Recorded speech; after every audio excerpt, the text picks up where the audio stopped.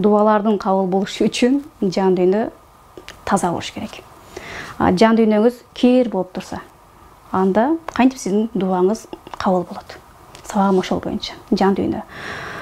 Өзүңдү жең ошол боюнча. Адамдар өздөрүн өзү башкара алышпайт, ачууга алдырат, жек көрүшөт. Демек, мен дейт да, мен Аллахты жакшы көрөм дей берет да. Дейт дагы эки жүздүү болуп калат. Себеби Аллахты жакшы көрөм дейт дагы, Аллахым жараткан заттарды жаман көрүп атат да. Ал жаман, бул жаман деп.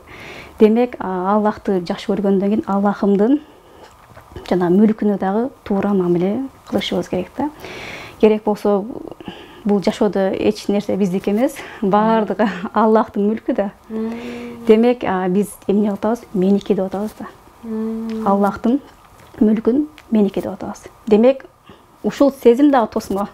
Дубалар кабыл болбойт. Эгер кимде ушундай сезим болсо, менин жолдошум же менин балам меники, мен чоңойтуп мени багыш керек дейт да. Ооба, мен таап атам дейт. Демек, Аллахымдын заты, мүлкү аны багыш керек экен да. Көрдүңүзбү? Мен төрөдүм, мен бактымды ата, ырыскысын Алла берди. Демек, ал адам Алла Таалага жанагы эмне десем экен, мындай шарт коет да, талап коет да. Талап деп коюна багыш керек. Сенин мүлкүң мени багыш керек депчи. Биз бул жерде Алла Таалага гана кулчулук кылабыз. Адам өзүн тапканда, өзүн тааныганда бакытты табат да. Демек, өзүн тааныбаган адам өзүн башкача сезет дагы. Мен кыйынмын деп алат. Же мен сулуумун деп алат да.